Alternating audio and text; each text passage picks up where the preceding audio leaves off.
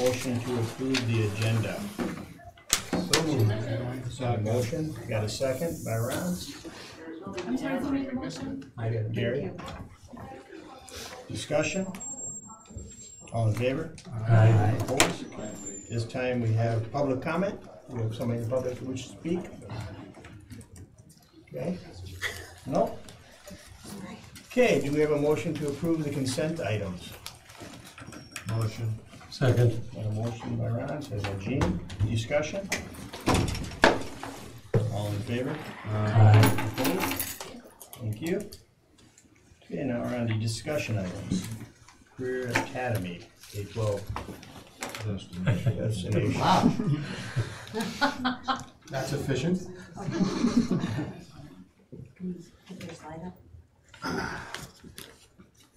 I'm assuming this is, you talked a little bit about it at the meeting prior to this, Yeah. Mimi?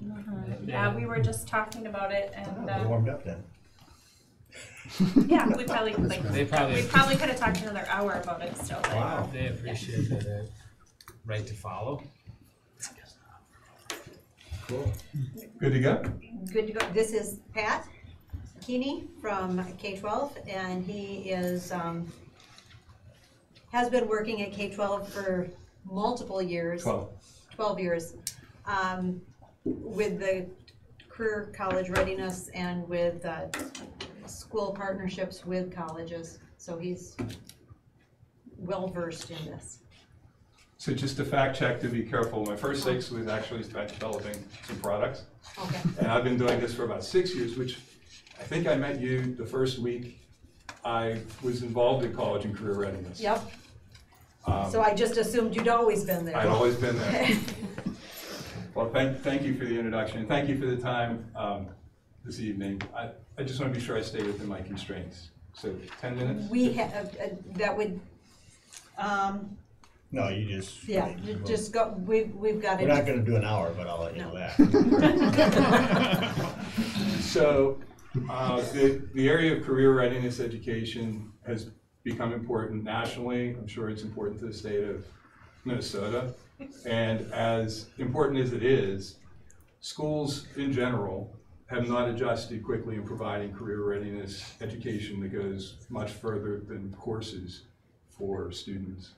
And we recognized that several years ago and started to develop a model whereby students could graduate high school with not just a diploma, but a credential, experience, potentially college credit, and essentially be both truly college ready and career ready, whether that means working the day after they get their high school diploma in a high wage job, or going on to a 2-year technical or community college, or going for a 4-year degree. And so out of that innovation, the Destinations Career Academies were born. And right now we have 13 Destination Career Academies that are statewide academies, approximately 6,600 students. One of the schools that we have, by the way, is, I don't know where Scott snuck to. Went to the restroom. Okay, anyhow, if you've met Scott, Scott in his prior life was the head of school for one of the schools that adopted a Destinations Academy for this year. And so Arkansas Virtual Academy has a Destinations Academy program for the first time this year and is working through it. Part of the Destinations Academy experience is associated with content and changes in the way that we view content and how a student learns things as they go through the process of education. The cornerstone of that is understanding that if a student really wants to be ready for a job, that's probably not going to happen if their typical experience is, we're going to go through some content and take a quiz. I don't know about you all, but as far as I'm concerned, I have not recently been quizzed on my job, at least with a 5-question quiz where I had to answer 3 or 4 questions right or anything like that. But I am judged based on my ability to communicate, my ability to problem solve, and that's what we hear from employers today, that they want employees who have professional skills.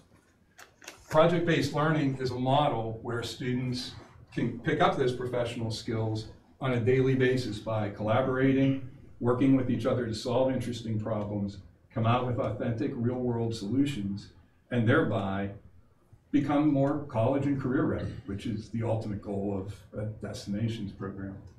I'm not going to walk through each of these circles. I'm happy to answer questions about any of them. One of the most important features of our program is that it's not just courses, it's a program. And there are many other features other than just great content courses associated with the Destinations Academy. One of those is that we would help you build an advisory board that would be a career readiness advisory board in a particular area, whether that be business or healthcare or manufacturing or whatever other areas you happen to decide that you want to build your Destinations Career Academy in. And that advisory board is usually made of people who are business owners, people who are involved in post-secondary education, who know and understand on a daily basis the pain associated with the workforce need in the state of Minnesota. So these are people that you would want to bring onto your board, educate them as to here's what we're doing with our program, and understand how they can help you by providing students with work-based experiences, but also taking the advice that they have and being able to integrate that meaningfully so that you have a program that helps provide workers for their different businesses and for businesses that are like that throughout the state. Next slide, please. That's neat. This is the entire menu of programs that we offer. We would propose that there are two clusters or two groups that you right off the bat might consider as the areas that you would start your program with. Those areas would be business and health and human services. In the business area, we'd recommend these first 6 pathways. And while 6 pathways sounds like a lot, one of the things to note about these 6 pathways is that there are many courses that serve all 6 of those pathways. So we have an exploratory course, for instance, that would be the exploratory course that all students that are taking anything in this business cluster would be taking. All students end up taking Marketing 1 or Entrepreneurship or Accounting 1 in any of these different areas. In Health and Human Services, we recommend Medical Billing and Coding and CNA as the areas that you would start out in. That doesn't mean that you couldn't build off of them, and in fact, we'd recommend that you do build off of them over time. But these are 2 programs that are accessible in terms of starting your school out, bringing the proper teachers on board, bringing students into the program and helping them understand what careers in healthcare are about. These are consistent with workforce needs in the state of Minnesota, and ultimately, instead of boiling the ocean and trying to work with all of these programs, these are probably the areas that we see schools have the most success with when they're starting out a destinations program.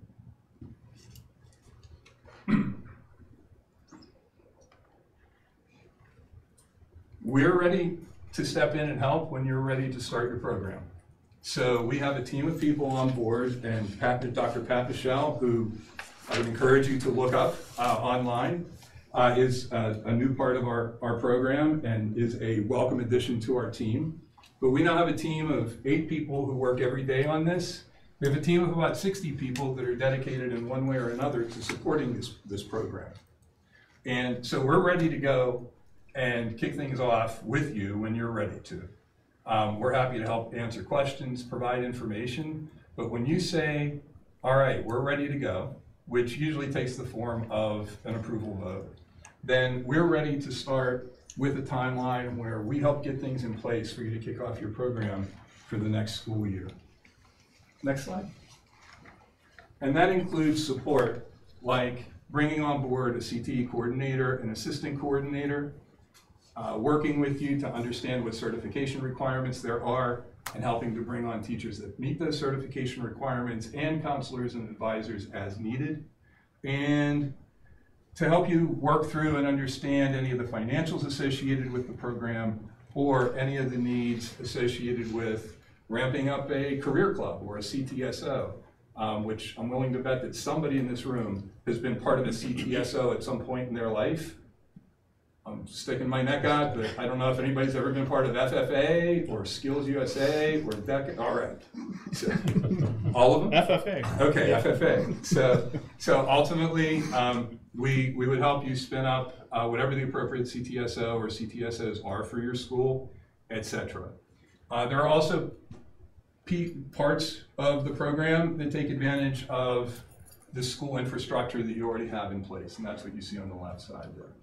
One thing, just for total transparency, that we want to make sure that we make you aware of right off the bat is that this is a program that offers a lot of extra services for students. It offers students, for instance, the opportunity to be in a CTSO. It offers students the opportunity to take courses in areas where the content comes at a premium.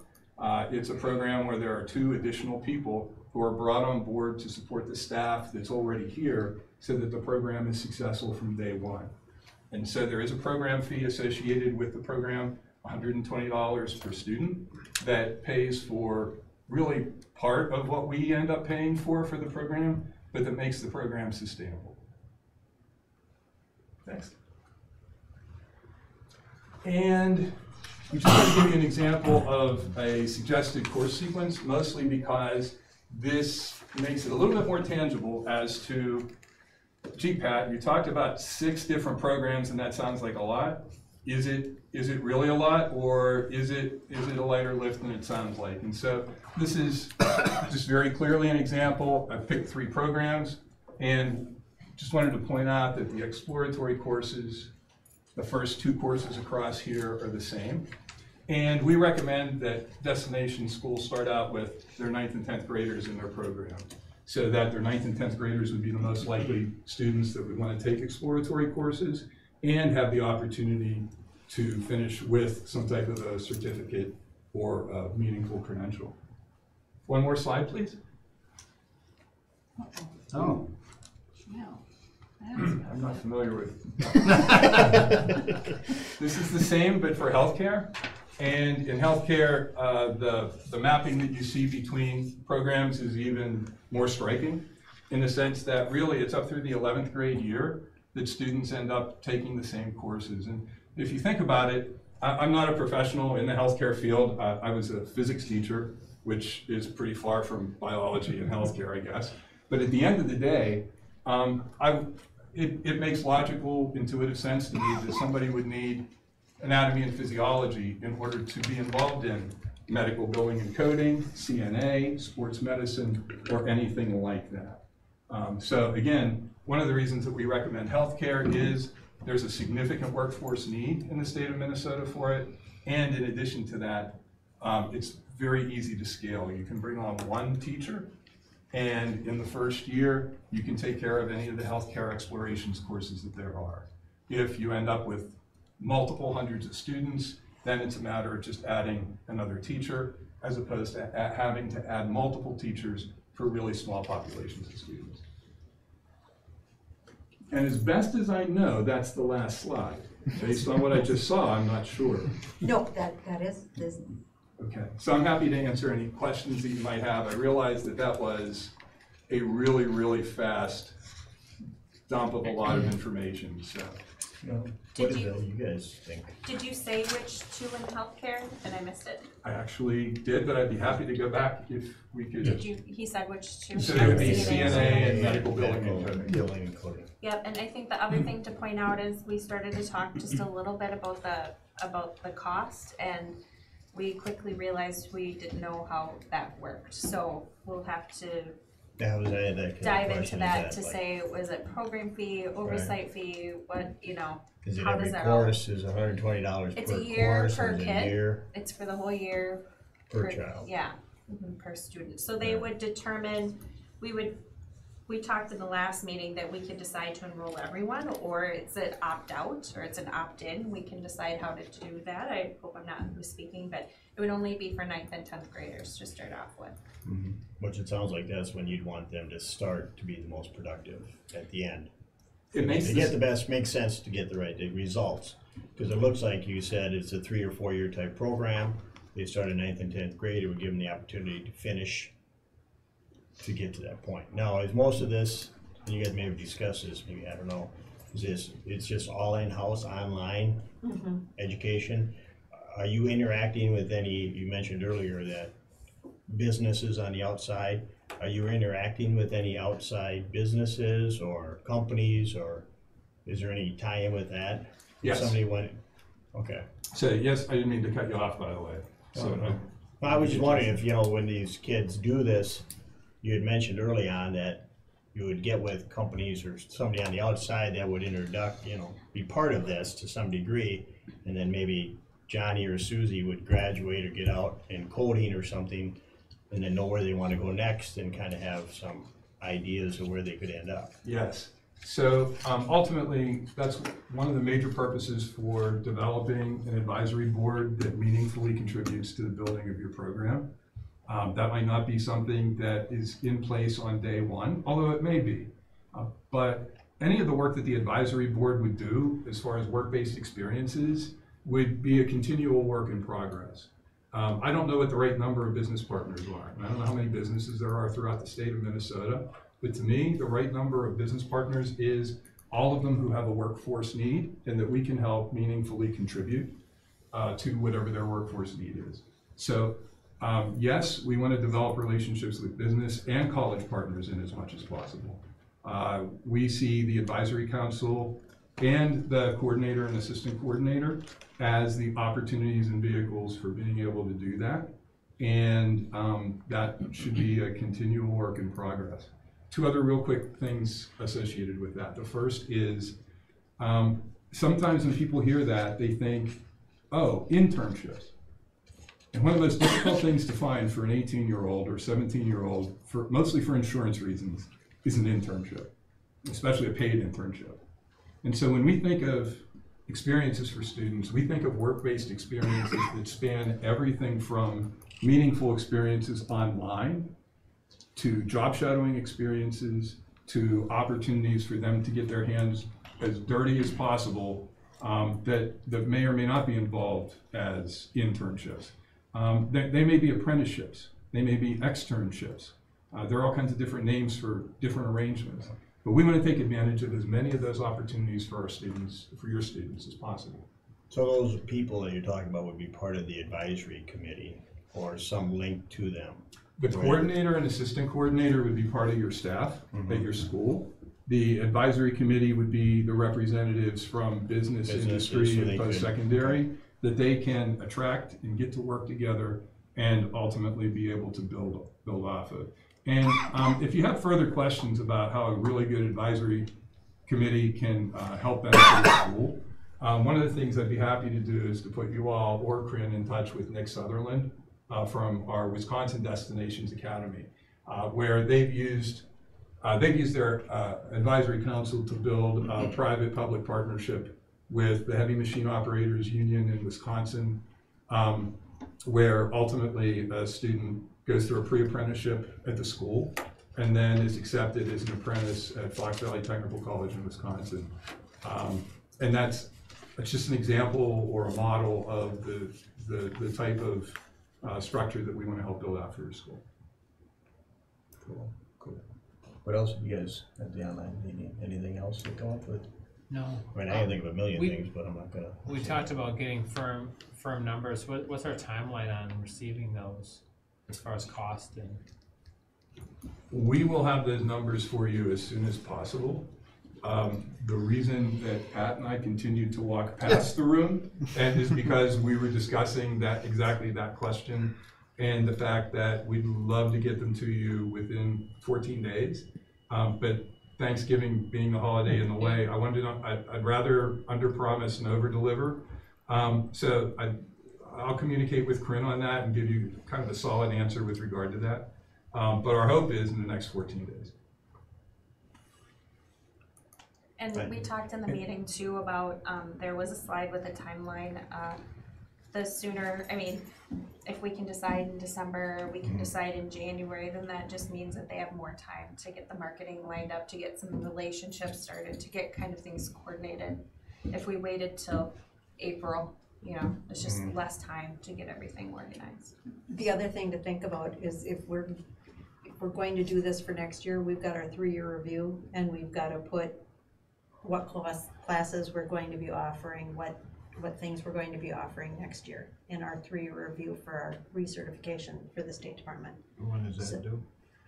That's due this summer, but I would need to work with Jeff Playman at MDE to make sure that we're writing this up correctly as far as the accreditation, to make sure that there's no glitches there. Sooner is better than later. So this would be all driven online, correct?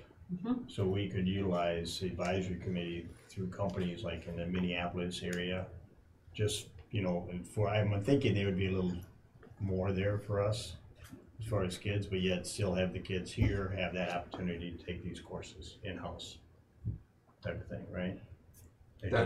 That, I don't need Yeah, to answer the for you, kids. but that would be the hub, especially in Minnesota. You have many population centers. I haven't seen a heat map, but I'm assuming your students The are heat from, map is well really over- metro. okay. Yeah, but I mean, we still So- could have our kids from brick and mortar be taking these courses, Yeah, all along the yeah, we way. could, but it's, the majority of the kids would be from, Well, yeah, that's just Greater because the Minnesota. online is driven, but I would it would like Yes, the it's help. a big benefit, I mean, it's yeah. I look at this as a great benefit, and you had ag on there and machinery. I mean, to me, there's just a lot of door opportunities to be open there for kids. You mentioned the engineering, Mhm. in Wisconsin, heavy equipment. I mean, there's just, But we're just starting but with starting off, no. business I mean, and those health. two are perfect for Yeah. this area. It's But just- I think the good thing is the first class is like exploring careers in health. I'm making up that name, but it was You're something. close. Yeah, something like that. So if somebody's interested, I mean, if we have kids here in Houston, might be a nice class for them to take. Is just to that a see. whole year class or So once? one semester at present. and So we may blow that out into a whole year. So, but at present it's. Yeah, it really depends on what the state requires is to certify the courses, to the length of the courses. So that's something that we'll work to make sure that occurs. when you're looking at the pathway there, you've got 7 courses. Students need 48 credits to graduate. Of that 48, 15 are electives, and so this would just basically be half of their electives. It does not impede their graduation on time, because actually it'll help graduation rate, because we'll end up getting kids who are motivated to do a pathway. They're motivated to get the skill for graduation, and so they'll want to graduate in 4 years. Woo-hoo. Oh. Oh, Josh, do you have any other input on No. Michael Lee? Gary? No? Okay. Amy? Oh, sorry. No. Thank you. Which academy have you got how long is that going on? So our first academy was opened 4 years ago in Idaho, and subsequently we opened over the next 2 years 6, and then this past year 6 more. Some of them are fully dedicated academies that are just brand new schools. 5 of the 13 are like that. The other 8 are school within a school programs. We refer to them as school within a school, but in many cases, it is every 9th and 10th grader that they start out with, and then add 11th grade and 12th grade. But the other 8 are programs that are like that are pre-existing schools. So you've had people graduate already from this? We've had people graduate, we've had people earn certifications, we've had people go to college with credentials and extra college credits. We've had a state Skills USA programming champion. We have the first national online Skills USA officer. And the interesting thing about both of those folks are that they're folks with disabilities. The programming champion has a significant anxiety issue, and the young lady that's a Skills USA officer has autism. Those are all modest. There are other bullet points. I don't want to take up the rest of your meeting with a list of them, but hopefully that gives you a flavor for some of the early success that we've had. And at the same time, we feel it's exactly that, early success.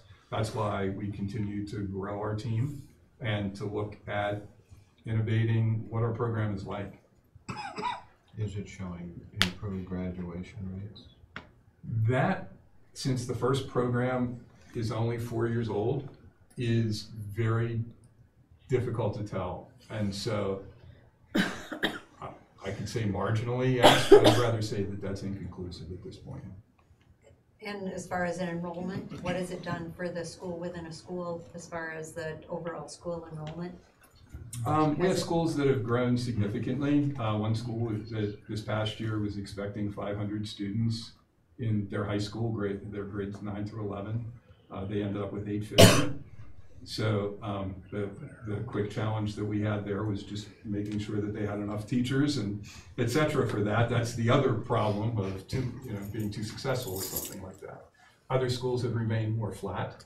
I don't want to represent that as the norm, but we have several schools that have exceeded their expectations. We have a school that exceeded their expectation in their second year, and exceeded it so much that there were school districts across the state that became concerned that they were going to lose too many students to that school. And so that's all to say that one of the problems of enrollments is not having enough. There are also signs that go with we're being almost too successful in enrolling students, and in several of our schools we're seeing that. Anybody else? If I might, I want to go back to Mimi's comment about financials. And we want to provide a down to the penny financial projection for you all. But to be clear, the $120 is a program fee. So it's not associated with the management fee. It's not on top of the management fee. We think of it as complementary to the course fee that you pay. You pay a certain amount upfront per course and then on a monthly basis per course. And so it's another line item that's similar to that. So at the very least, I want to provide that clarity, which still is not enough clarity, I understand, to make a decision based on, but on the other hand, at least you have an idea as to where that's coming from. So as far as calendar wise, do we only have one meeting in December? Two. We do have two. So maybe as far as the committee and Jean, do we want to just wait until a regular meeting to find out, and then schedule an online schools committee meeting, or how do we want to look at the numbers they present Yeah, us? maybe, well, we have a finance committee meeting too that can look at them. I Okay. can't remember, does finance look at that? I just want to online? I just want to Yeah. come up in a timely fashion so we can. Yeah, we wanna keep moving with it. Yeah. The other thing we discussed was just having, not a lengthy contract, but just like the details, because our contract's up for renewal, and, just, this doesn't affect that, and we were thinking, every year or whatever, we're starting it, is it go continuously, do we have to renew every year, and how the finances work, just stuff like that, make sure we're all on the same page, and, feasible. yeah, we want it to be, all want it to be successful, so. Yeah. For sure. Cool. Will there be more than one of these academies in the state? I can't answer that. However, you're the only school that we have presented to and plan on presenting to this year. And so we're hopeful to help you all get off to the best start that you possibly can, and go from there. Okay. Anything else? Okay, appreciate it. Thank you you for coming. Again, if you have any more questions or anything that you need answered, happy to connect. Well, I'm sure there'll be a list coming down. Okay, thanks again. Thank you. Cheers, we'll see you. I just want to make sure he's maybe you had laryngitis. Okay, transportation. I think it's 6:30. Yeah, it's 6:30. Is there anybody I'll make a waiting out in the hall? Motion to, do we adjourn? Yeah, we have to make a motion to adjourn. We have a motion. Second that. We have a second. Discussion. All in favor? Aye. Opposed? Okay. Now you can call the next one down. Okay. Called it, I don't have any paper on that, but. It's just, you're calling the world's best workforce public hearing to order. Okay. It's Okay. called the world's best workforce, something there. Okay, meeting. going through, with the world's best workforce, what we need to show is that all of our students on site are ready for kindergarten.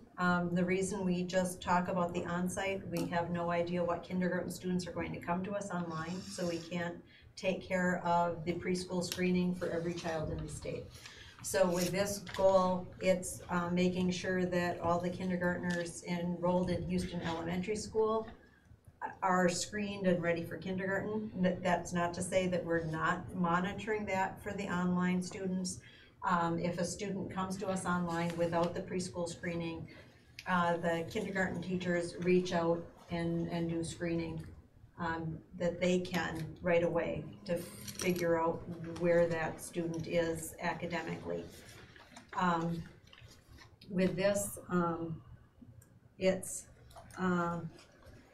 every student every 3-year-old is screened, and if any student demonstrates issues with academic or social development, they are enrolled in the preschool program. It's going very well. The next goal is that all students in 3rd grade will achieve grade level literacy.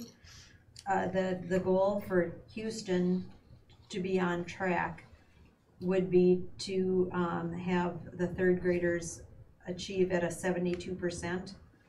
And this would bring us to 100% proficiency by 2021. Looking at our grade 3 scores, 2018, the state fell, as did we. However, Houston Elementary School is still above the state average. The Houston district fell slightly, and Minnesota Virtual Academy also fell. But with that, these scores are based on all students. We are no longer allowed to take out and just have by October 1. So that has made a huge impact on the MNVA scores, because before we could just look at those students that were with us the whole year, and we cannot do that anymore. So if a student enrolls in February and takes the test in April, that counts toward this percent. Are they looking at changing that ever again? I mean, are we just Changing it stuck? back, no, that was a change due to the Every Student Succeeds Act, ESSA. So ESSA doesn't let us put in the October 1 filter anymore. We can still do it online and look at what it would have been, but as far as reporting, we I mean, can't. would that give us a better sampling on where we're at as far as online, as opposed to, I mean, we don't necessarily have to see it per se, but for the teachers?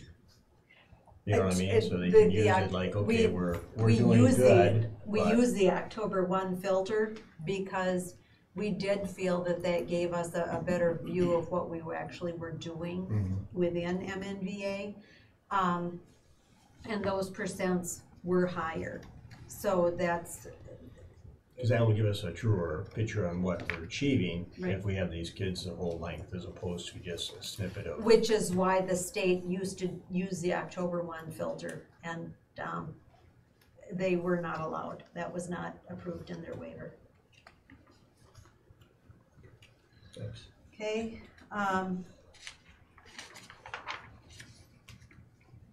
going through for closing achievement gaps here, we have to disaggregate according to all the groups where we've got a large enough cell size to report.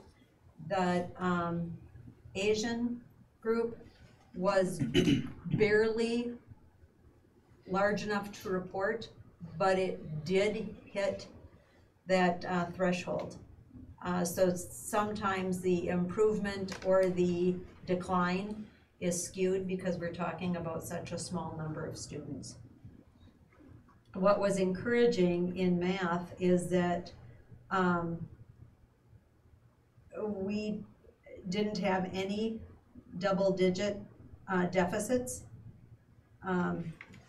during the year, as far as a gap widening from basically a decline in scores from the year before.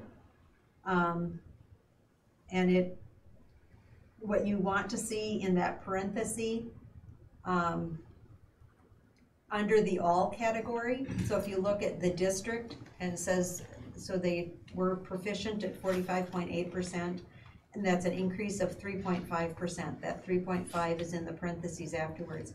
You want to see if a group is closing the gap, they would have a number larger than 3.5. And it's nice to see that with our Black and American, African American group, they made, according to that gap, significant gains. The English learner group made a huge jump. Once again, it's a very small cell size, so it's a little bit skewed. But that's showing that with some of those groups, and I'm mentioning both of those groups because last year those two groups both showed double-digit decline. So that got turned around and they are really closing that gap. The Hispanic group at MNVA also really made a nice gain, and more than, it's like 4 times closing the gap. Okay. And which is good because with math, if you remember, we've been having decline year after year. It's nice to see we're turning it around. I really think a lot of that, especially in MNVA, is going with the daily class connect, or the mandatory class connects, and some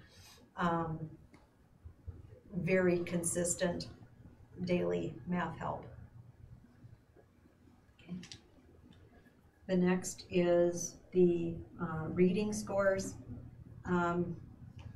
The 3rd grade scores were somewhat indicative of overall. We do have, there was a slight decline at the secondary, increases in other places. Where there is some problem here is with special education. You'll notice there was significant decline on site, but also there was a gap before at MNVA, and even though they showed positive growth, it was not the same level of positive growth that the overall group saw. So that was, even though their growth was positive, it's not going to be closing that gap. And this whole disaggregation is about making sure those gaps are closing. But once again, our Black African American group showed significant gains, and that was a group that had shown some decline last year. So it's, if there is a positive here, it is that group. If you have any questions as we're going through. In career and college readiness, it's 8th grade math % proficient. You'll notice that the state went down by almost a full percentage point with their 8th graders. But with our 8th grade high school, went up by 5.4%, which, remember, last year our 8th graders went to Alex, and we were worried if that would translate to better or worse on the state test, and it seems to show an improvement there. And then we've also got ACTs. These are 5-year averages. And with the average, the Houston district is above the average for a composite. It's above in science, it's above in reading, it's slightly above in math, and above in English, so above the national average. Minnesota average the Minnesota average ACT for states where a majority of students take the ACT is the highest in the nation. So, Is it kind of strange that, the other scores, our brick and mortar schools percentages were higher than MNBA's, but MNBA has higher ACT scores? okay, this is a 5-year average, and so, there was, I'm trying to remember which class it was. There was 1 year within that 5-year that's bringing the scores down a bit, and then as soon as that matriculates through, then it pops up again. And all students are required to take these. No, not anymore. The year where we had the low score was the year where every student had to take the ACT. Because there were some students that had to sit through a 4-hour test and knew that it didn't really count for them because they weren't going to go any place that needed the ACT. So we had some Christmas trees going on as far as bubbling and. So I know and they also have to pay for it as well. I bring that up all the time. But it, and we've talked about this before, I mean, it's a test that not everybody takes, that they have to pay for on their own. Is there a different test that we can use? Other than For the this- ACT? For this, to be able to see if we're doing a good job to meet this goal, because it seems like the ACT isn't a good, I don't know, not everybody's taking it. It's not a good calculation Yeah, of what I our mean, kids are doing, because you're of not the- getting everybody to do it. The test that everybody does take, we could use, instead of ACT for college readiness, we could use the MCA, the junior year, MCA 3 in math. We could use the reading MCA 3 for the sophomores. We could use those individual tests. Those can now demonstrate college readiness because the colleges will accept the MCA reading and math tests as college entrance exams. So we definitely could change that next year and just use those MCA scores. I would like to Yeah, I know think how it'd the be rest good, of our we'd things. probably get a better reading of where we're at with the kids. I don't know what you guys think, Mike? Yeah. If you're, right now we're looking at a segment of not, Mhm. and there may be kids that don't know, or didn't take it, that would probably make a big difference in this scoring. Do we look at those scores in a different report? The ACT? No, Or the, MCA. MCA, yes, No, they're in the junior and sophomore scores are in the disaggregate graphs on pages 2 and 3. in this document? Yeah, for the reading scores and the math Oh, scores. they were up. Yeah, they're just not, they're not separated out as just the juniors, nor are they separated out as just the It's just sophomores. separate. Oh, They're lumped all in with the 3rd through 8th graders. got it. It'd be nice to know how we're doing on math programs, because we've made some changes. I know, Todd, you worked on one for this year, right, that we're working on? It'd be nice to see if it's working. Well, and this year's juniors would not have been exposed to that at all. They'll have to wait until this year's 9th graders are, so it'll be 3 years before we'll see that showing up But you in our can juniors. tell, in-house, you could probably figure that out. Well, the And we have it this 8th way. grade scores showed that. Right. And then all students graduating, at MNVA, we did have an increase, and we don't have 2018 graduation rates, calculated yet by the state, so we have to go a year back. And the 2017 rates, MNVA was at 38.8, which was an increase, but, in order to get to the level that the state wants, instead of having a 1% increase, we're gonna have to have a 17% increase each year. And, Well, I still think that we're getting dinged because the situation.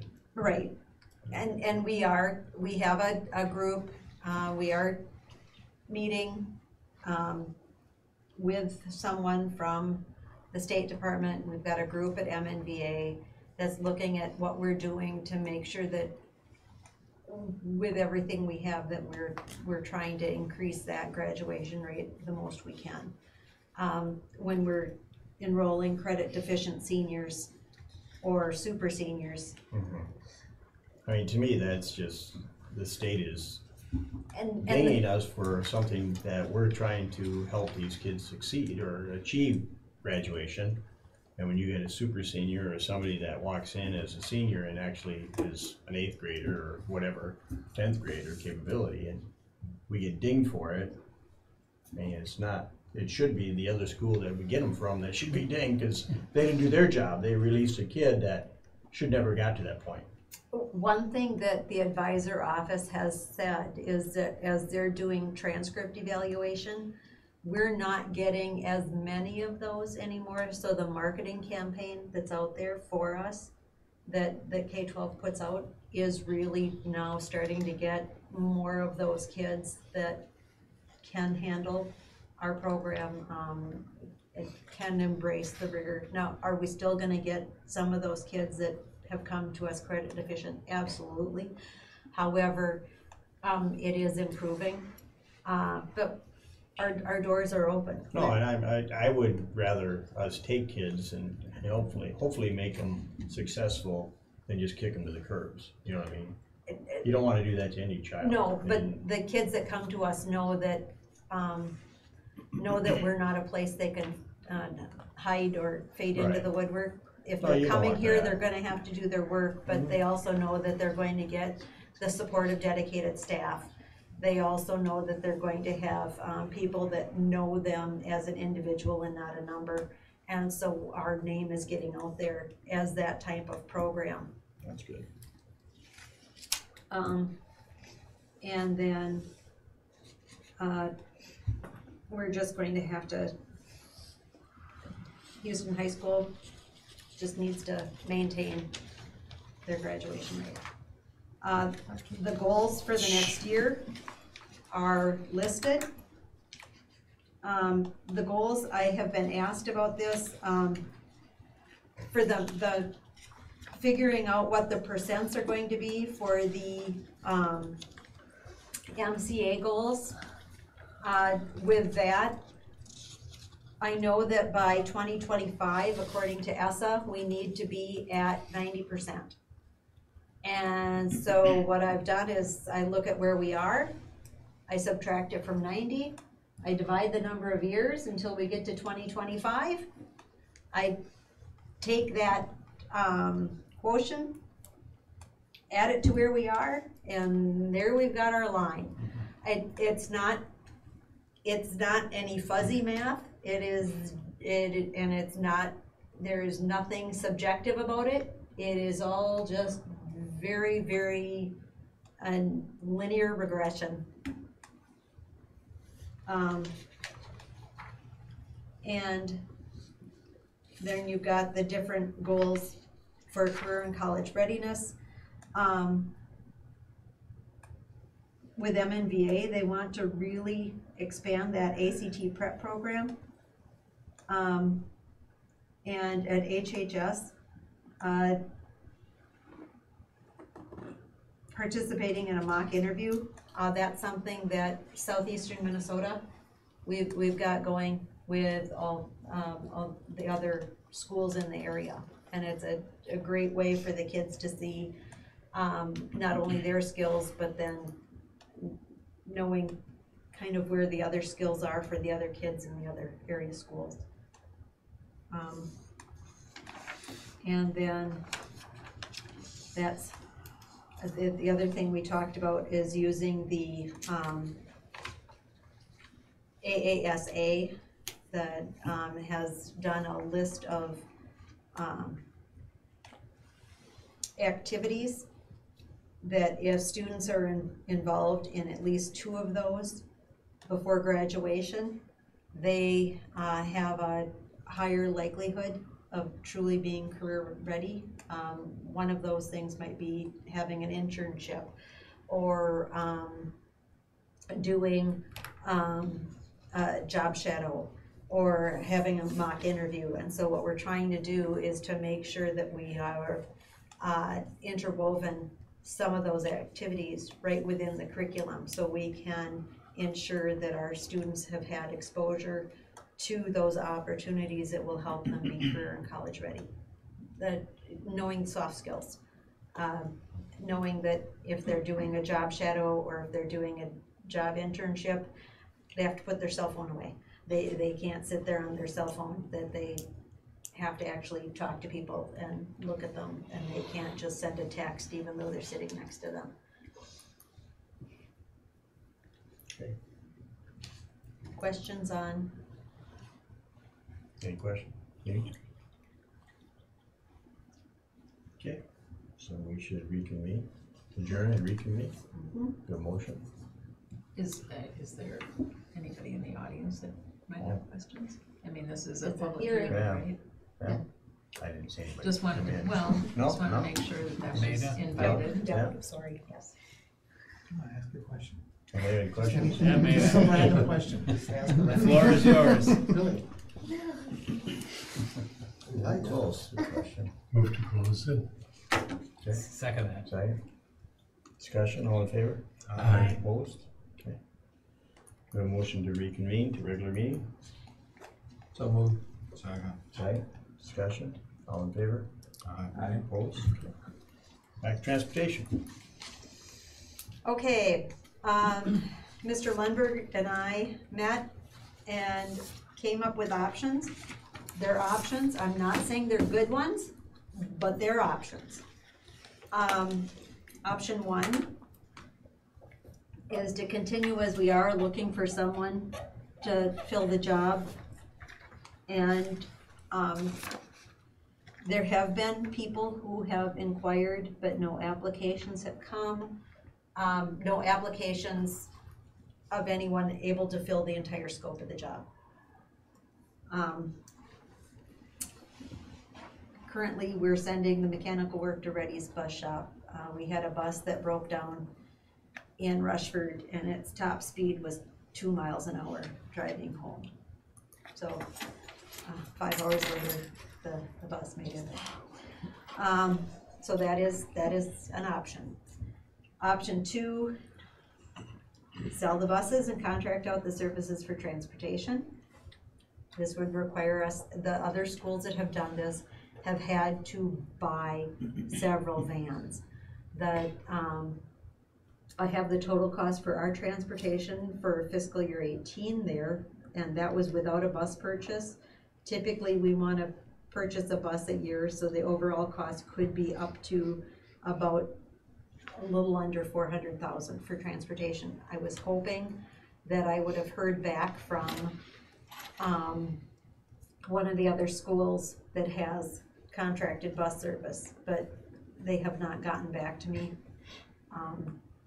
with their costs. I will hopefully get that to you. What I got every time I asked a superintendent about finding the costs was not that he didn't want to share those costs with me. It was just a caveat of, once you sell them, they're gone, and you can't there's no way to get them back again. And I said, yes, I know that, but it is an option, and I just want to see every option that's out there. So as soon as I will get that number, I will get that to you. Option three,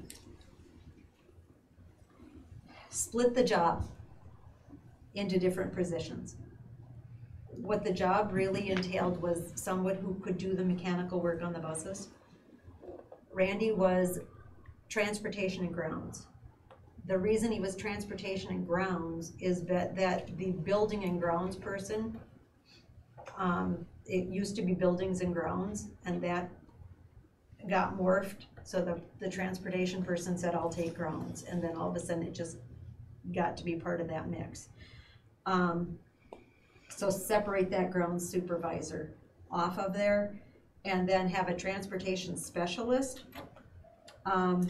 The specialist would be in charge of all the paperwork necessary, having all the DOT registrations on the buses, making sure that all the DOT licensures are there, the paperwork on all the drivers, making sure that all the drivers have done the correct training. There's different drug testing type things that drivers have to submit to, making sure that all that paperwork is there. Scheduling all the transportation, all the runs, that piece of it. Can I ask a question about the Sure. ground supervisor? Don't we have people who work on ground? I didn't know that was part of the position because I see other people doing that work. So do we have somebody already doing the work? Do they need a supervisor? Does one of them want to be a supervisor? Well, and it's, because it is, it would be a job change as far as having this, and the ground supervisor, this is only maybe up to 4 hours a day. And this would be if they're shoveling. And right now, our custodians help out with shoveling. Randy can't shovel in the morning and drive a bus, which is why we had other people helping out with it. Dan Keldall was helping with the mowing and the grounds because Randy was busy with the buses and couldn't do it. And so Randy would tell Dan when he needed to help out mowing. When Randy could do the shoveling, Randy would do the shoveling and the snow blowing. We have somebody plowing, that's contracted out. That we've got the major snow removal contracted out. So can't we just have that be an hourly position and somebody Oh, do it and get that's paid per hour? Randy's position was hourly, it wasn't salaried, so these are all hourly positions. So I'm just giving you an up to 4 hours a day, so you have some idea as far as budgeting and the costs. But a certain percentage of that was somebody else already doing it. Yeah. It's Yeah. not really costing us any more. Oh, no, Okay. no. And we wouldn't have any trouble finding anybody for this one. Well, I just, as I don't know. Todd and I were talking about this, we have so many little runs during the day within town with the bus. Let's say we've got the sophomores need to go over and take their PSAT test.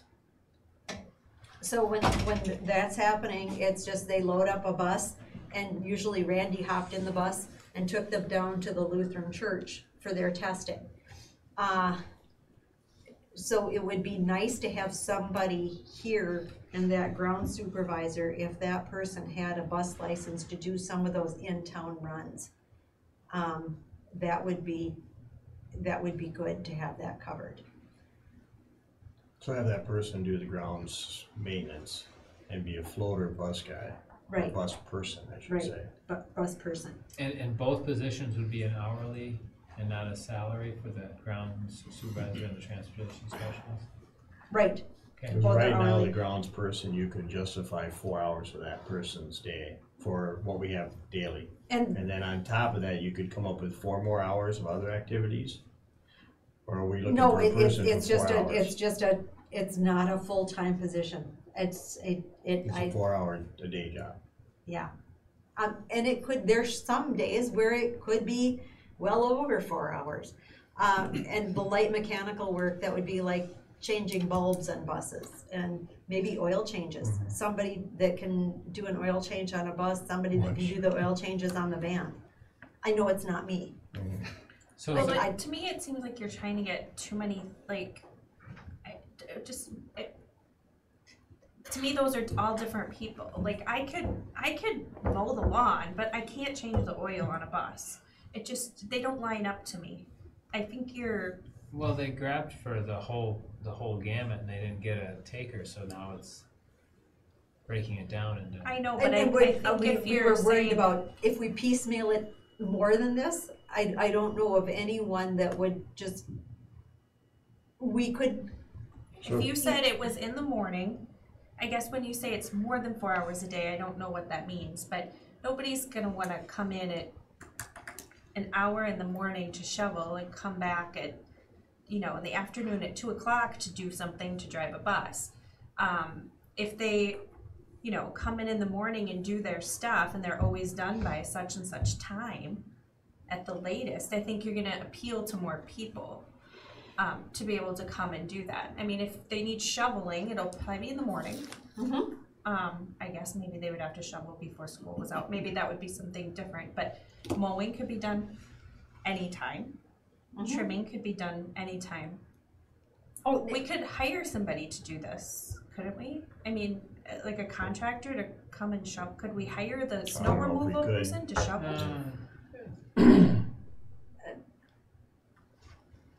I don't know. I think we're trying to combine too many things, and the more things you combine that are like, you're eliminating so many people from the possibility. As soon as you say change a light bulb on a bus. It should be noted that we're in this situation because there was so much. Well, Yes. not, and Yeah. realistically, I mean, what you're talking about, Mimi, I mean, I know how to change oil in a car, I know how to mow the yard, I know how to change the bulb. I could do all those things that they're asking for. I'm sure there's people other than me that could do all those things out there. It may be difficult to find them, and I think what we've become accustomed to here at Houston is for years, we've had people that could do all of those things, so we've been kind of spoiled.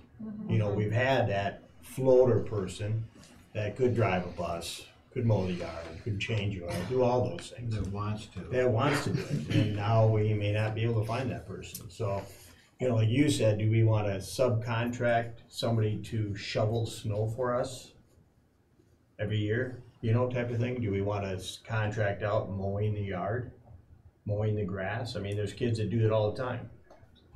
I mean, I know one right now that thinks it's the best business in the world. I won't mention his name, but. I would rather contract that stuff like that out than our whole bus service. I'm just gonna say that right now. I mean, we want control of our buses, we want control of that, but mowing the lawn and shoveling the snow. For your point, as Todd and I were sitting thinking about the whole gamut of the existing job and how to piecemeal it, we put things together where we really thought we could find the people, because right now, finding somebody to do that whole thing, and when Randy was first hired, he had to get his bus license, so but right now we're under a crunch where we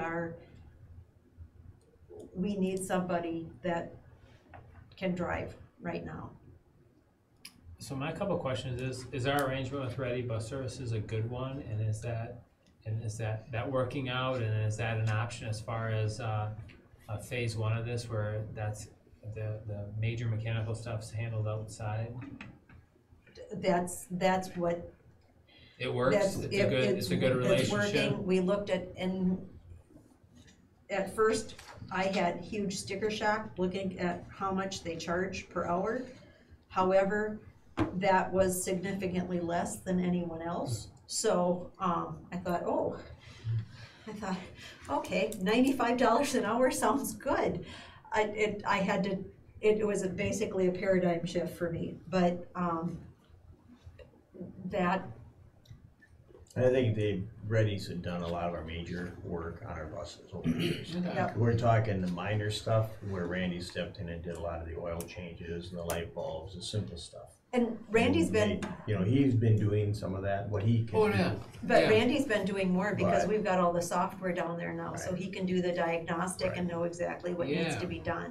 But again, we've been spoiled with having that available to us. So I think, you know, what we need to do is kind of look elsewhere. Do we want a bus driver, director person, and then have the grounds supervisor person take over the other stuff? That's what you're looking for. Right, and with the transportation specialist, when we talked about scheduling, maintaining records, and bus and van maintenance, that's if a driver is gone, should this person be required to drive? The way we've got the transportation secretary listed right now, they need to hop in a van and drive kids. If when they're scheduling, there's no one else to take that van.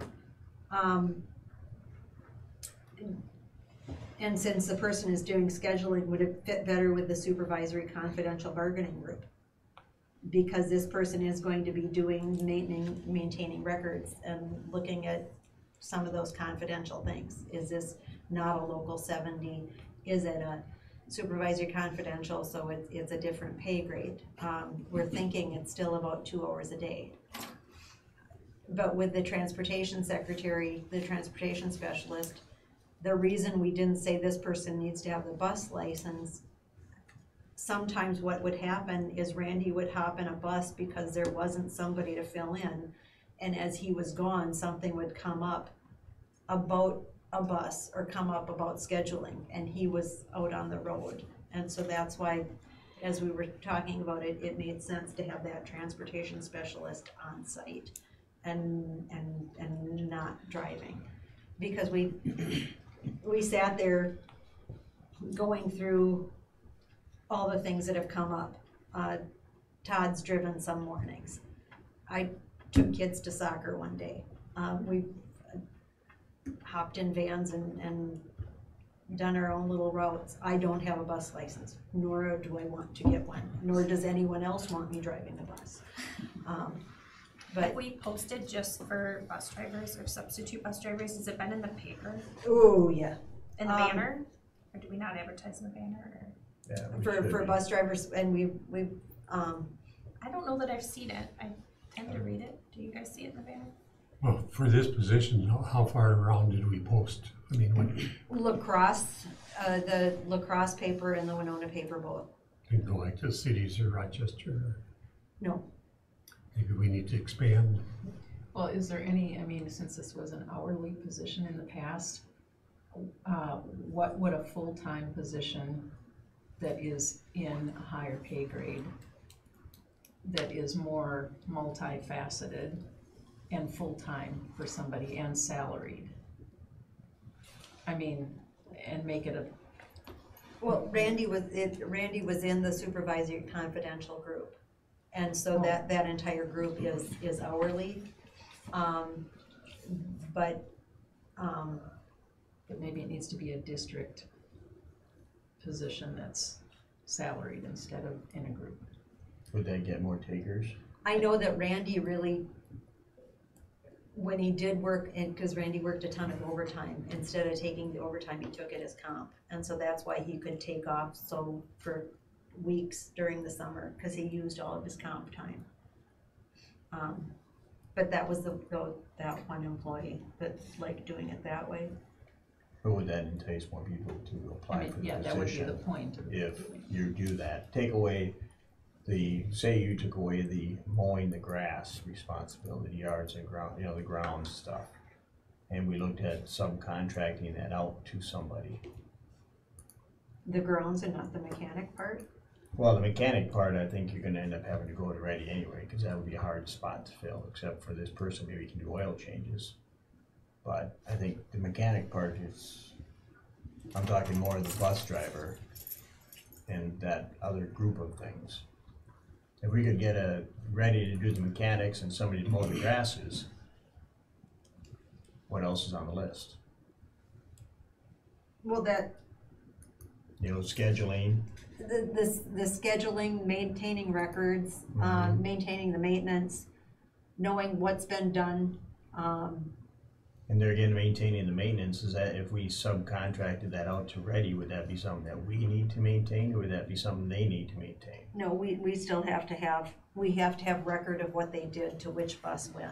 Or would that be something that they would put in their system and we would be access to that? This is our group of buses, this is what's been done, type of thing? I don't know how it works with them. But if we're also doing the oil changes, we need to, Oh, so if we did that part of it, Yeah. yeah, then it would be maybe different, but I mean, if we just eliminated that whole parcel to Ready, would they be responsible to maintain that information, is what I'm saying. I'm just throwing out ideas. we I don't own know. the bus fleet, so therefore we have to maintain those records. But wouldn't they give us, Yeah, they would I mean, wouldn't tell it us, just but be then a- we'd have to have somebody here that maintains the records. yeah, I mean, I don't think that would be a big deal. If No, somebody else is doing the work. that's not, the big deal there is scheduling. Scheduling is a huge issue, and even with the bus fleet we have,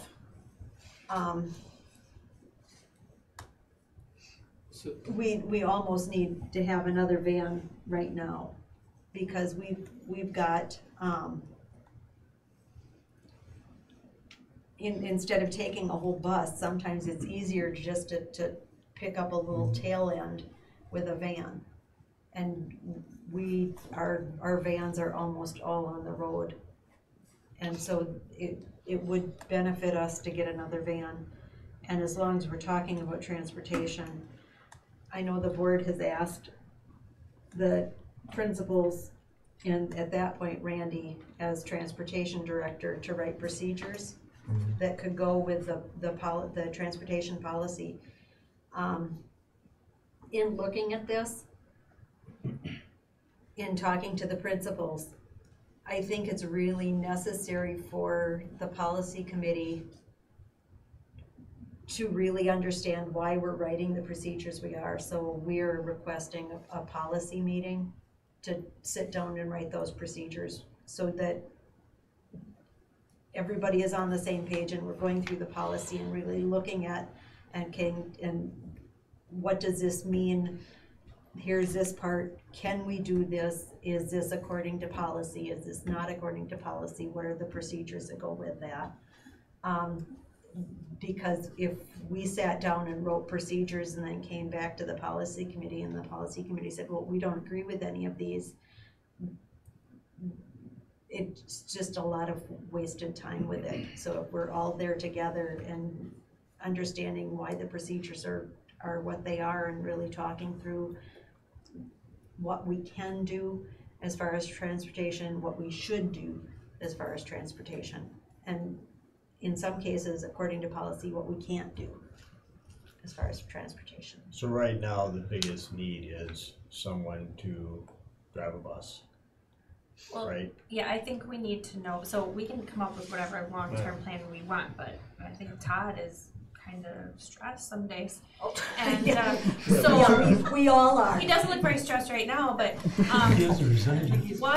what can we do? I mean, we have a Band-Aid on that's kind of working, but we need to put a better Band-Aid on. And instead of worrying about where we wanna be a year from now or this or that, we need to come up with a plan pretty quickly to take some of the pressure off of whoever the pressure is on because of this. And I don't know, you guys need to say, is that hiring a bus driver? We're not gonna come up with somebody who's gonna magically take over everything. Well, no, that's So- why we're suggesting it. But what is who's the first person we need to hire? Yeah, I mean, exactly. I mean, if And we what's need to the get a one bus thing they driver, need let's- to do? Is it a bus driver? And then let's don't care about anything else. Let's just hire a new bus driver, a full-time bus driver, and post it everywhere. And they don't have to do anything but drive bus. And then we'll work on the next piece. But if that's the only thing, is that The biggest piece right now is scheduling. No, No, it's a bus driver. It's a bus driver? We need bus drivers. We don't have enough bus drivers. We Can't have schedule all these without the routes, bus we have drivers. all these things that are going all over the place, you know, preschool kids that are wanting to get picked up at, you know, places that are in, I hate to say Timbuktu, because they're way off routes, which is a piece of, it's not, it's against what policy is saying. So And why so are we are Yeah, struggling about that, absolutely. totally with That's having enough bus drivers. That's the reason I'm ending up, you know, having to do things. Yeah, we need to have someone help with the scheduling and stuff, there's no doubt about that. I would say that's definitely a, you know, a close second, but we don't have enough bus drivers. I've been, you know, talking to everyone at conferences, at football games, I've talked to everyone to get a bus driver's license. Most say they'll drive a bus, but just don't put any kids on it. You know, that's the comment we seem to get. And I have a lot of people out there. That is the number one thing. Rochester posted for bus drivers at the beginning of the year. If you saw that article, they were offering a $5,000 signing bonus to be a bus driver. You can't find them. That's a piece. So we need to do, that's what we need to do more than anything. You know, splitting the job, I actually think we can find someone for each of those positions to do it that way. What's nice about that, if we all of a sudden found someone that wanted to do our mechanical work, we can. We can't rely on Ready for everything, because the agreement is we bring the bus there.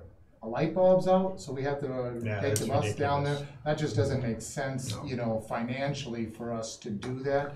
So, you know, the bigger things, yeah, I think it's a great arrangement. In fact, I talked to him way before about this, before Randy, when we were struggling, before we got Randy. And, you know, they said, yeah, we could do that. They actually said, we'll send a mechanic once in a while, you know, but that's not the arrangement right now. So So we that's need the tricky piece. One full-time bus driver, or Well, we two. need, what it is that we have enough full-time, it's really subs is what we need. Okay, We've got- That's the biggest thing, We've is we got don't one have sub enough right subs. now. so Well, if two, we, when Dave comes back from Paris. so if But we that's- can market it, I mean, I know stuff has went out, but I haven't seen it in the banner. We have a Facebook page now that has followers. You know, we need to be very clear, we need substitute bus drivers. And, you know, we're willing to work with you, we're willing to help you get your, what, do they need a license? Yep. Or do they take a They test? need I don't even know what they license, need, yeah, they but need we're tests. willing to help you. I mean, we really need, and I don't think enough people know that. The more people we can tell, maybe somebody would be interested. Well, I mean, do we look at saying, you know, posting with signing bonuses even for substitute drivers after they do so many times? I mean, those are the things that businesses do for Mhm. whatever, you know, you look at nursing, what they're doing, and look at Rochester busing company. Well, I know you see that for Ready, I mean, they have signs on their buses all summer long. Like in Polka, Quick Trip, they had a sign. From this discussion, I'm assuming that we're not interested in contracting, is that right? That's the last. Option two, you mean? Yeah. Yeah, option two gives me hives, but that's just me. You're the board. Well, you know, again, we talked about that in the Do we past. have any idea what the cost is on that? You said you hadn't gotten any feedback I haven't yet. gotten any feedback. All I got were the, Usually they they have a said, daily yeah, rate we'll- after they yeah, set we'll- stuff up and. we just did an RFP at, Hiawatha Valley, and it came back to one route was $396 a day. And we have 5 routes and 174 days of school. So that, Got that calculator out there, Mike? I'm not Yes, sir. even, I'm not Just, even. you know, calculating. another piece, and just to give you an example, so wrestling, we have 13 kids that wanna go for wrestling. You know, board says you need to transport them, so we have to transport them down to Caledonia every day. We can't do that in a van like we did last year. Now we have to have a bus. Don't have enough, you know, subs, put them on a route, so we take them down to Caledonia right away so they can get practicing right away. Now the rest of the kids are gonna be a half an hour to 45 minutes later getting home. Or we say, okay, get all the kids home first and then drop them off at Caledonia, then they're gonna be late for practice. Because we don't have enough drivers again, or we don't have enough vans, and then finding even van drivers, it's maybe easier to find a van driver, cause you Maybe know, we just it's buy not a as van. big of a vehicle, but yes. the again, fact can those only are the transport pieces that special are education tricky. students because we bought it with MA funds. So So do we need a bus driver, or we need a van, or we need both? Sounds like we need both. Do we have, I mean, this is kind of a weird question to ask, but, I mean, can we give bonuses? I mean, are we We gonna can if you get want. people angry with us? I I've mean- never I done mean, that maybe- before. The existing bus drivers might, I mean, not like we're giving $1 Might million. not, yeah. But, I mean, like Todd suggested, it may be something that we give a part-time bus driver a $500 bonus or something, you know, type of thing, I don't know. I would be willing to do whatever, I mean, if somebody wants to write it But up. I would also agree with what Todd mentioned at the beginning, is put it out there, part-time bus driver needed, whatever. Throw it out there 3 times and say, if we don't get any bites, maybe give them a little enticement, I don't know. To get anybody interested, but right now, you're saying you have out there right now, part-time bus driver needed, and you haven't got any bites. How long have you been running that ad? no, the ad is for Randy's, that it's out there. Well, I would As say far as- change that ad to a bus driver and see what you get. And when you say And then- part-time, is it, like, what's a To me, full-time to- bus driver work in a week?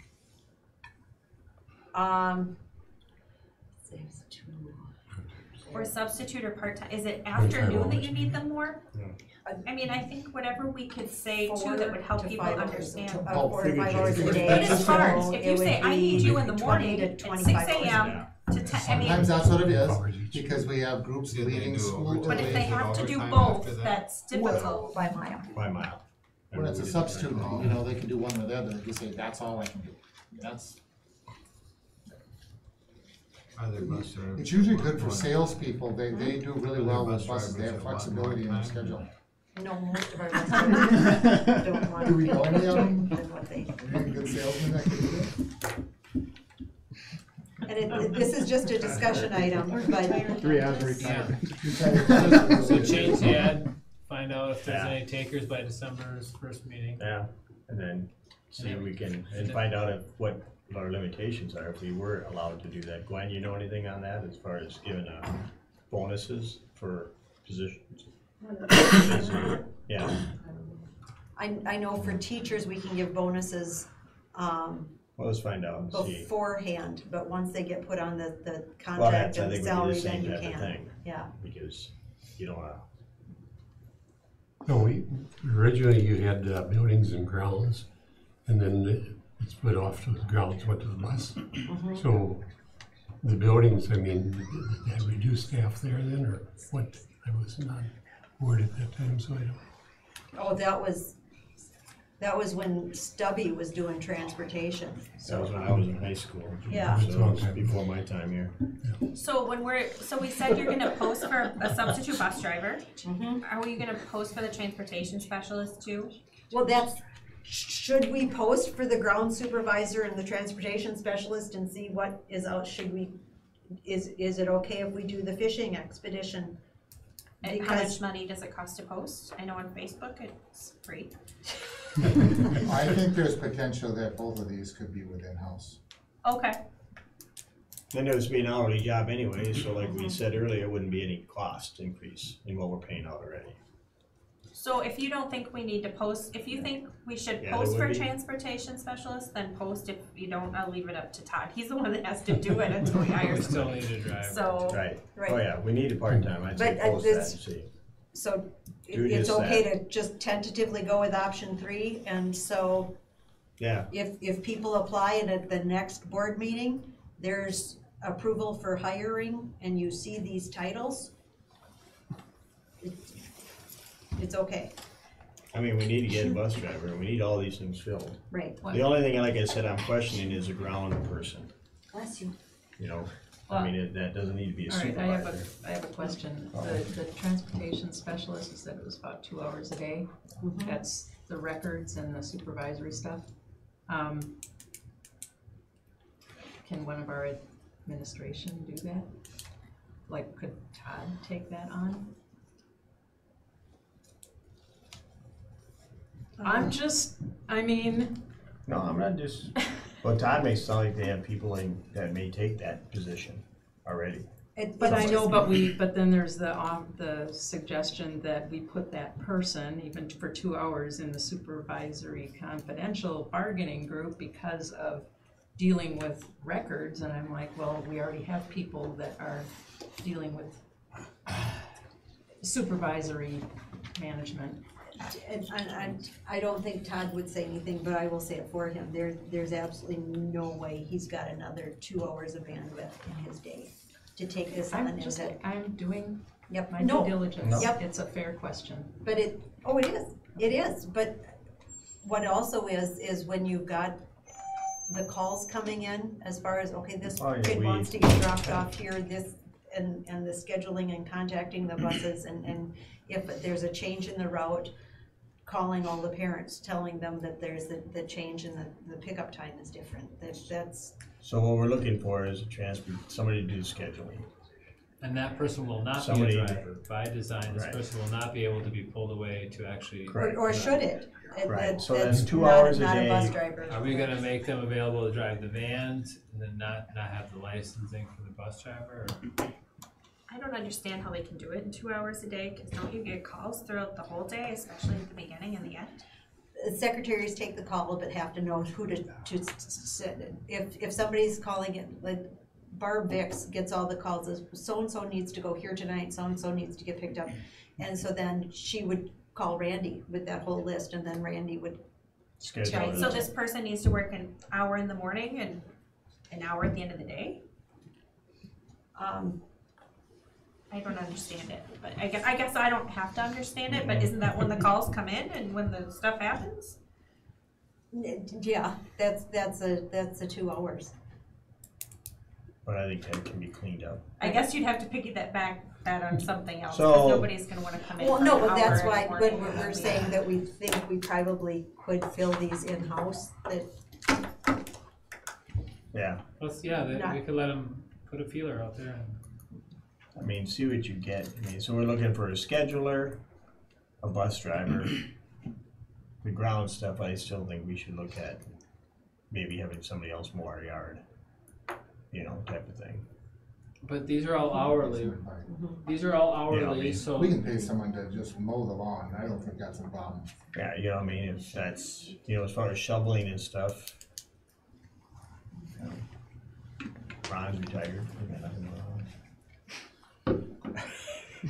but when you say that, you're saying hire someone to use our equipment as we have been doing currently. Because our equipment's been updated, so this is actually, we're progressing in that regard. Well, again, that, I don't know. That's something you have to look at. I don't know. So let's just start off with the needs, okay, not the wants. You know, the scheduler, the driver, part-time. okay. I mean, that's my thoughts. Josh, you have more on that? I mean, not the grounds thing per se. I would be But okay with the- that too myself. but The yeah. grounds person doing that light mechanical will save money not going to Ready. So the transportation specialist would not be doing that, that's why that, Yeah, that would be one advantage to that position. It's gonna be hourly, right, and we know that Randy was overworked, so we can't exactly just break this down and add up to Randy, because it'll end up overflowing. So, yeah. Somebody did tell me that there was a good mechanic, diesel mechanic and everything nearby, and he wanted to know if that person applied or not. So I don't know. So he must not No. have, because you No. have, so I should maybe talk to the guy or something yeah, to see, because he thought he would be really good. He's a younger person. He's mid-20s, late 20s. See what you get. Michael, you have any other thoughts on this? I mean, I think we beat this dead horse here a long time. and could the Jerry? policy committee? Ron, good? Yeah. Gene, maybe you have more? Get them hired. Okay. And you wanna set up a policy meeting, Michael, with you and Craig? I'm sure we can make that happen. Call it And- whenever and you Ron, okay. Okay, we done with that one? Okay, old business. Items for discussion and approval, superintendent's evaluation, any other notes on that? Yep, it's right there. Basically, we had a discussion after the last meeting, we went into closed session, went over Corinne's evaluation. Most of the goals are that we had set up for her are ongoing goals. We had as a board, we felt like she's progressing as we expected her to. There was a few questions, there's some things that I think we feel like she's coming to completion on, correct? And, so, we talked about continuing on hiring, talking to Corinne about, her contract coming up in June of this year. So we'll have to get together, Ron, to go over a contract. So that's something we'll have to start discussing. So does anybody else have any more inputs on it?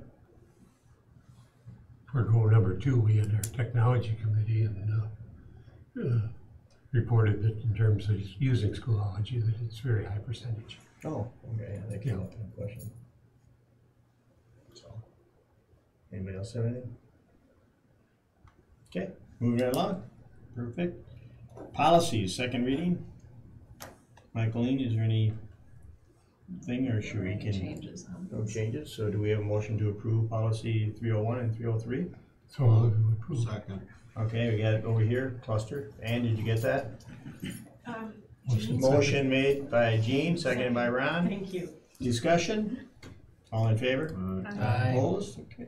Short ones, those were nice. Yeah, new business, items for discussion and approval. Okay, here we go, our favorite time. Canvassing the votes of November, school board election. Microdot. I guess this is probably what you wanna see. What? Total number? Nine, you beat me on it again. I know. None of my checks cleared, I understand. So that's all the write-ins. You'll That's all notice the that there were write-ins, 146 write-ins and only 220 and 222 listed on what you're going to canvass.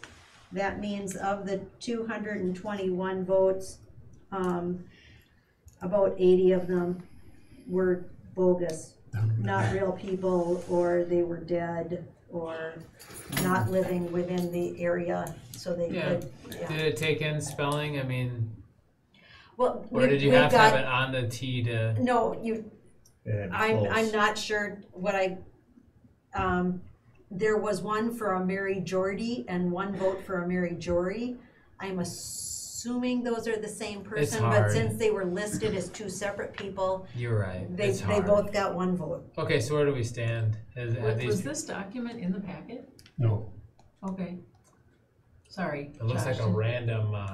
I just saw, that's the first time I've seen the names. Okay, let's just keep it at the top since that pertains Right. to Post the. it on SharePoint though. Let's just keep it right there. And Oh, And it so is? Okay. to canvass Right now. votes, Okay, the lead write-in candidate for the fourth position for which no one was running, or no candidate filed, the lead write-in vote getter was Arlen Peterson, so therefore he should be canvassed as the fourth person getting the seat. right. And then you'll contact him to see if that's something he wants to participate in, and you guys all know if he says no, then we have to go back to what we did when we got Gene. Oh, we No, can't. we- We don't no, just automatically go no, to we have a Chris. special No. election. We have, well, we No, have no, two. if Arlen, and Arlen did call and right now he's saying that he will serve. Oh, okay. But, Then we won't worry about it. right, but just so, if this ever happens with a write-in, if Arlen would have said no, what we need to do as a board is appoint a person to the seat for the year and then have a special election next November. Okay.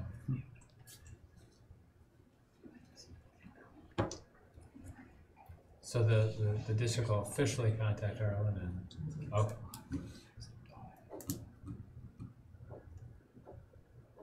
How, do we, once we do this, then, do we take action once he says yes or no, or, That'd be January, first meeting. I in mean, we just January. don't do anything? Well, we canvass it right now. If he says no, then we would take the next step, right? Right, So we That's- can Yeah. canvass him as the write-in or the Right. fourth seat. Okay. So we're good. So what do we need to do? Do we need to wait? He's gonna, district's gonna, oh, Do we have to make a motion to? To make a motion to accept approve the canvassing of. correct. So moved. Okay, a motion, do I have a second? second. Second by Gene, discussion? Did you want to list the board members then, so it's part of the record? Do we need to roll call or something? The board members that are here for this? The board members that got elected. oh, But we would only be able to list the ones that got elected until you've confirmed, correct? Because you can't Well, confirm no, until we, after no, our meeting. well, we You can can- still list him if Okay. he, Yep, So, yes, so they who are. got elected? Mr. Dillon.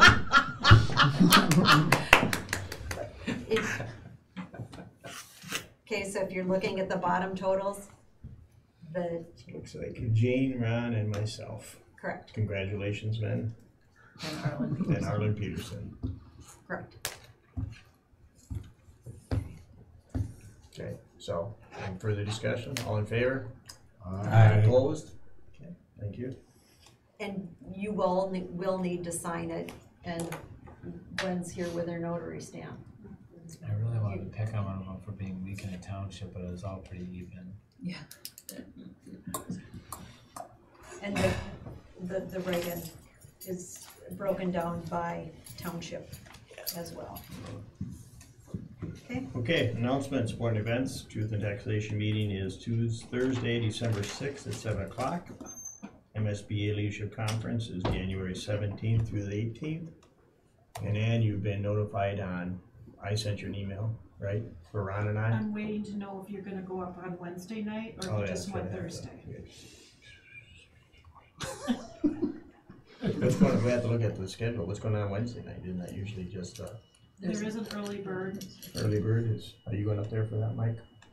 What is it on, do you know? There's two different sessions. One's on bargaining basics. You're bargaining pros, right? The other one is on the board's role in implementing technology, district technology. Sounds good. So, Wednesday? Yeah. Okay, 2 and 2 nights. two nights, Chuck Woolery. Mimi, you know if you're going up this year? There you go, I don't 2 know and yet. 2. Gene, I got it, Corinne, I got it. Josh, you going up? No. Are you gonna ask Thursday? Arlen? If I so be it. will, yes, I will ask. Okay. Okay, any other important events, Corinne, you wanna bring up? Oh, with the meeting and committee update, student council meeting, I do need to know, if you, the one person that responded to my request was Mimi, with a breakfast. Either way, she had mentioned breakfast or lunch or whatever, I wouldn't mind being part of that. And I'm flexible, Mondays and Fridays are the best, but I don't know about Mimi. What do you guys want, lunch, breakfast? I'd like for as many people to be there as can be Yeah. there. Check on Monday through Friday? Well, Yeah. that's when they go to school, the weekend. Yeah, I would. Let me know what it is and I can attempt it, but Are Both of are those. breakfasts better Which for would you, you mornings prefer? better, or? Is a Friday better? I mean, They're talking like 7 o'clock in the morning, right? yeah, What you had I'll mentioned. be at work. Yeah, I could make an exception and try to be there. Better would probably be breakfast because I could just go in late. Michael? Well, I could do a breakfast, but only on, see, this is the problem. You're better Monday and Friday, I'm better Well, Tuesday and I Thursday. can always make exceptions for you, Mike. Wow, aren't you special? No, you are. That's why we do it. So I could do, Tuesday or Thursday? Okay. Josh, would that a Tuesday or Thursday work for you? They are all the same, so I will Maybe. make an attempt to do Tuesdays it. and Thursdays are better for me, but I Okay. could probably make the others Okay. work. Be nice. Life of the leader. You guys are retired. You offer them donuts, they're there. So we were looking at Tuesday, December 4th, or Thursday, December 6th. So this is dates that I threw out for. Well, the December 6th, you've got a board meeting that night. Did you want to start early with breakfast on that same day, or would you rather do Tuesday that week? The 4th? Just want to make sure I don't have anything scheduled in now. No, perfect. The 4th would work the best for me. Okay, But that's Let me check. one of many here. It's blank right now. Let me look again. Yep, Gene, how about you, bud? I think mine's okay too. okay. December Michael Leahy? 4th yeah, I'm good. at 7:30? Yeah, you think that's it? 7:30. Yeah, I don't care No what matter. time. I give enough time. They can be class by 8:15. 8, yeah. Something like that. 8:30. 8:30. And then are we having breakfast in here, in this room? I know Mimi had mentioned that in her email. Or do you want the conference room, or do you want a classroom set up for you, or? Whatever is the most convenient, because I'm Okay. assuming we'd have, And would you like, As far as breakfast, do you want me to bring in breakfast, like rolls? Yeah, I think maybe whatever's easiest. What do the kids like? I mean, I'm assuming that's what it's about, right? Kids, coffee for sure. That's for me, but I can get that away. Actually, yeah, some of the kids would like coffee, but. But if you could ask the kids that are gonna be there, what would they like? Breakfast burritos. Yeah, Breakfast burritos or something well, yeah, like that. I'll ask Lisa. You know, Should- find out what. Yep. It's not Yeah, I mean, cause what I'm saying is, if nothing else, we could maybe get together.